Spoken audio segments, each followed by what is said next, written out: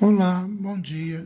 Eu sou o Dr. Paulo Fleury e estou gravando aqui essa participação para o seminário da pessoa com deficiência, das famílias atípicas de Valinhos, em São Paulo, e vou falar sobre as possibilidades de uso de produtos de cannabis, de canabinoides, para o tratamento justamente de pessoas com deficiência ou atípicas, ah, com diversos quadros e sintomas. E o que eu tenho a dizer é bastante auspicioso, é bastante positivo em geral. Eu tenho hoje uma experiência de mais de 11 anos nessa clínica canabinoide ou clínica canábica, né? Ou seja, na prática de prescrição, acompanhamento de pacientes para o tratamento com canabinoides dos mais diversos distúrbios e problemas que podem ser abordados, e especialmente os casos de deficiências neuro e neuroatipias, né, são muito presentes na nossa clínica, tem uma frequência de resultados positivos muito positiva, muito boa em geral, que nos justifica, né, essa utilização, sobretudo por se tratarem de produtos de máxima segurança. Então nós vamos conversar aqui hoje um pouco sobre os usos, minha experiência de resultados com os diversos pacientes com quadros de transtornos neurológicos, atipias e deficiências, e também a respeito do risco dos diversos tipos de produtos e os riscos e efeitos desses produtos de cannabis ou canabinoides propriamente. E antes de avançar nisso, e até já entrando na parte clínica, eu queria considerar um pouco as características principais da ação dos canabinoides no nosso organismo, especialmente no sistema nervoso central. Isso está razoavelmente bem documentado, de modo que a gente pode usar um termo sintético, que pelo menos uma corrente da neurofisiologia adota, é que os canabinoides, enfim, reduzem, limitam, controlam ou eliminam estados de hiperexcitabilidade, superatividade, digamos assim, neurológica. Ou seja, quando neurônios, conjuntos de neurônios, estão superexcitados e, portanto, descarregando, né, mensagem elétrica para os próximos, né, para os neurônios adjacentes ou subsequentes, quando há um estado, uma condição de hiperexcitabilidade, é da própria fisiologia humana e animal, em geral, que sejam liberados canabinoides, endocannabinoides, aqueles que nós temos no nosso próprio organismo, sejam liberados nas fendas sinápticas nessa região, de modo a conter. Então eles controlam, eles reduzem esse estado de hiperexcitação dos neurônios. E por isso podem ser, com certeza, são úteis na clínica em casos onde ela é patente essa hiperexcitabilidade, por exemplo, casos de epilepsia, especificamente certos casos de epilepsia congênita, né, que promovem um grande grau ou grandes níveis, né, de sofrimento e deficiências subsequentes a síndromes congênitas epiléticas, devem ser testados produtos de cannabis. Eu tenho, sob esse aspecto, uma visão divergente do padrão em relação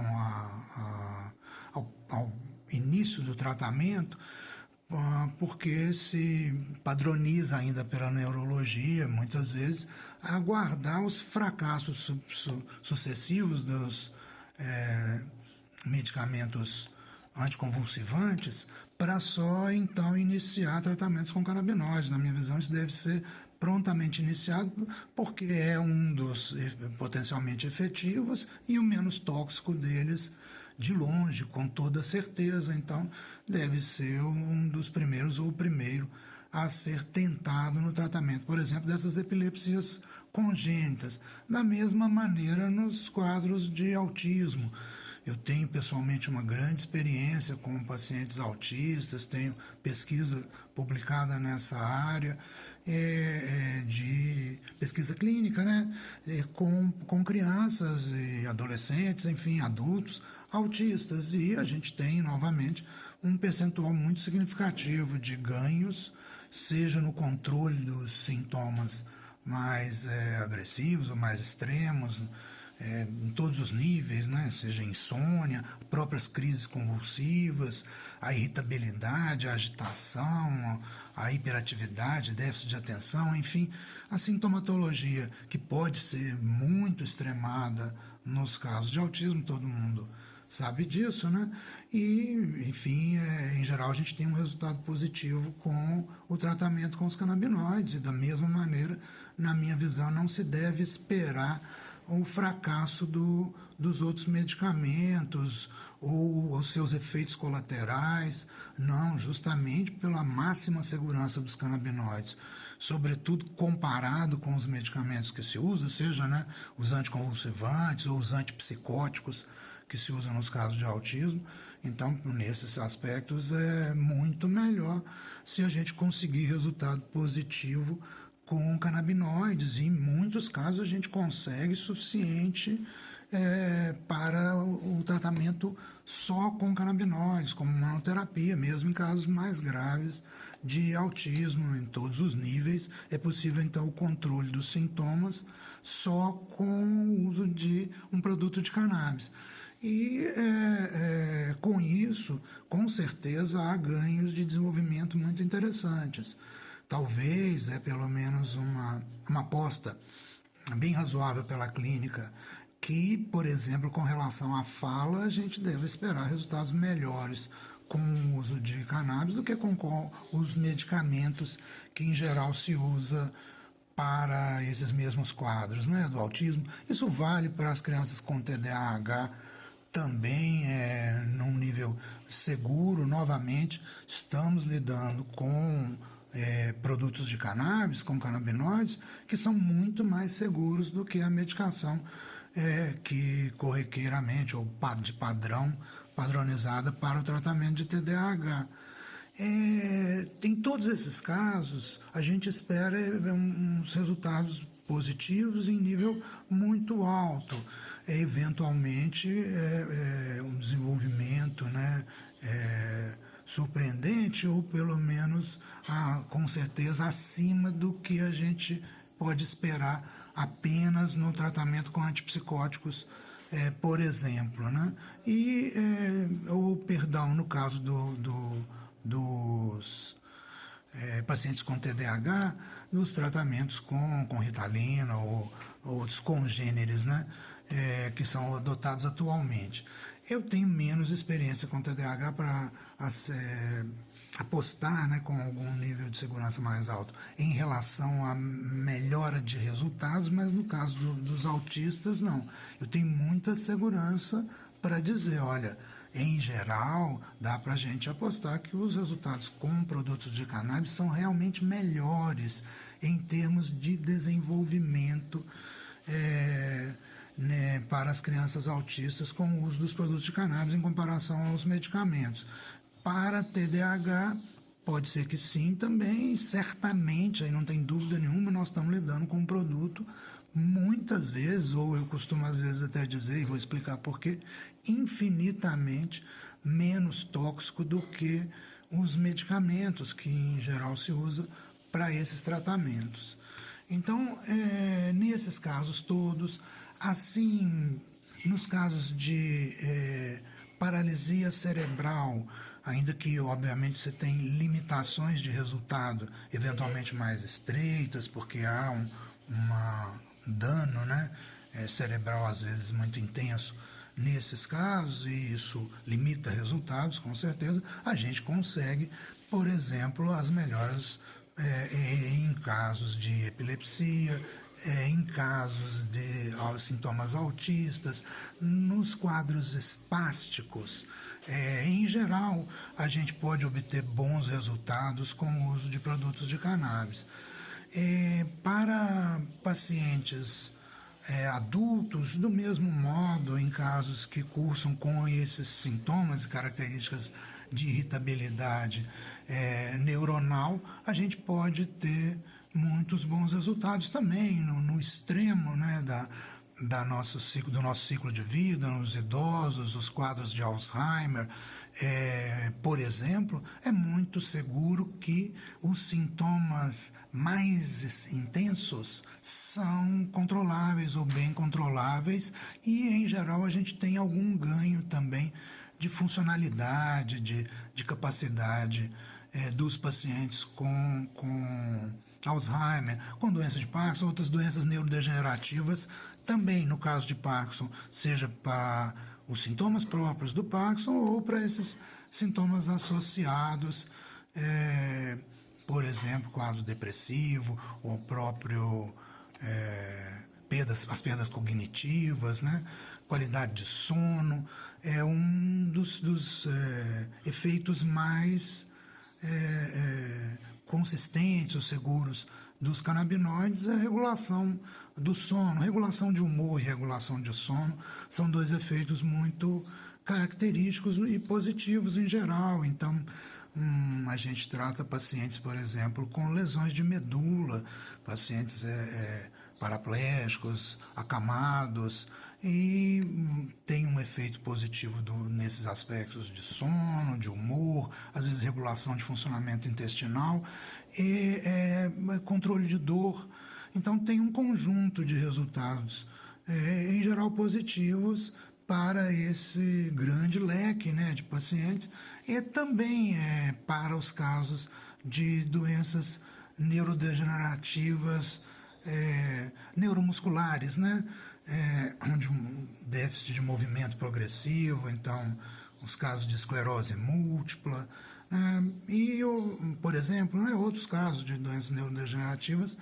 Em geral, na minha visão, vale a pena testar, porque é possível que a gente consiga um resultado positivo. Esses casos, em geral, a clínica hoje não tem uma resposta satisfatória, ou com muita frequência os tratamentos falham ou têm efeitos colaterais graves ou potencialmente graves, e com os canabinoides a gente tem essa segurança que eu estou insistindo de ser um produto não tóxico ou de baixíssima toxicidade em comparação com os medicamentos em geral utilizados para todos esses sintomas. Por exemplo, para uma dor crônica importante, vai usar opiáceo.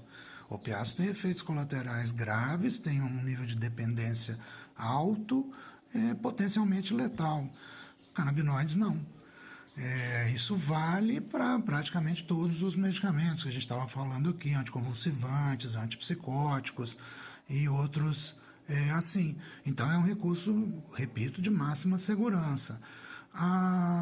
O que eu posso dizer sobre isso, com base na minha experiência, certamente, e com base na literatura também. Primeiro, com relação a aspectos orgânicos, doença orgânica. Não há comprovação consistente em nenhum nível de doença orgânica provocada por uso de canabinoides, seja de que modo for. Então, doenças de fígado, doenças de coração, doenças renais, intestino, sistema digestivo em geral, pulmonar, não. Câncer em geral, não. Então, repito, alterações endócrinas, doenças endócrinas, não. É um recurso metabólicas, também não. É um recurso, repito, mais uma vez, de máxima segurança, basta comparar com os medicamentos que, em geral, se usa para esses problemas. Existe hoje um alerta com relação à função hepática por uso de doses altíssimas de CBD na perspectiva de tratamento dessas epilepsias congênitas. Então, pacientes muito novos ou ainda com o sistema hepático imaturo, né? E isso com uma sobrecarga de canabinoides, especificamente CBD, canabidiol, muito alta, com alguma frequência, né, grande, associada à medicação anticonvulsivante, que também é metabolizado no fígado. Teve casos de aumento de proteínas hepáticas. Então é um alerta, mas em geral isso não tem nada a ver com a clínica corrente, aqui a minha clínica especialmente.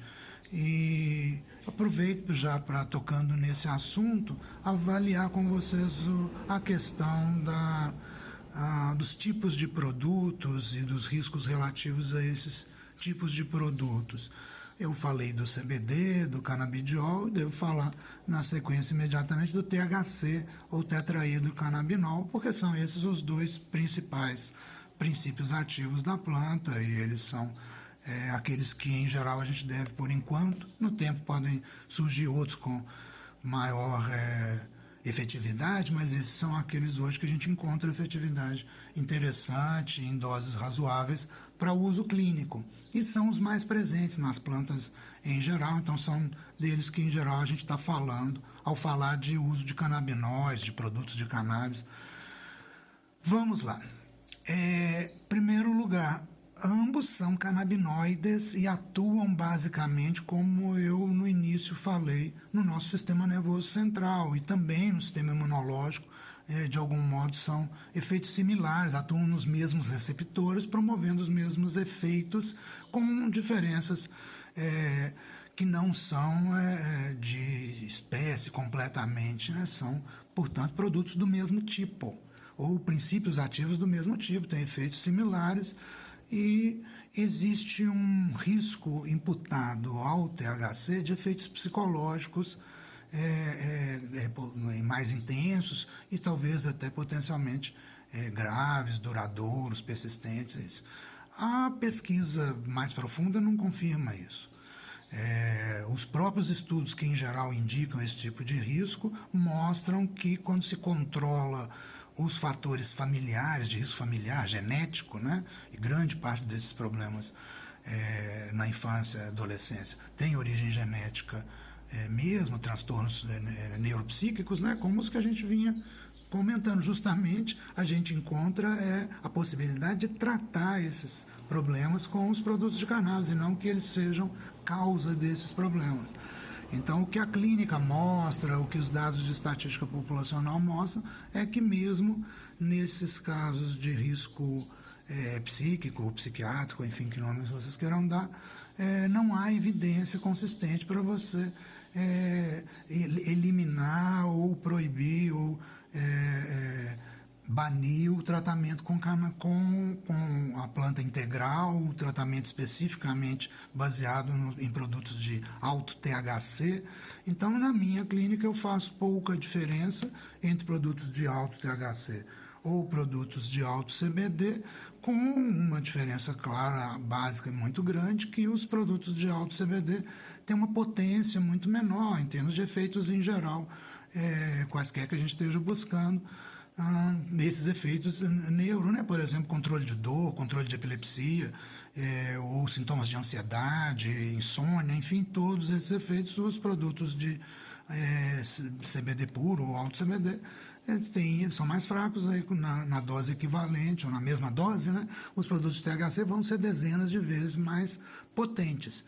E como eu reconheço o mesmo nível de risco, ou não vejo riscos significativos em nenhum deles, em geral na minha clínica se usa produtos de mais alto THC para todos esses casos, todos esses pacientes com esses resultados e essas características que eu falei. É o que eu recomendo e acredito que estou trazendo um produto, uma opção de tratamento de melhor qualidade de vida e de proteção à saúde para todos esses pacientes.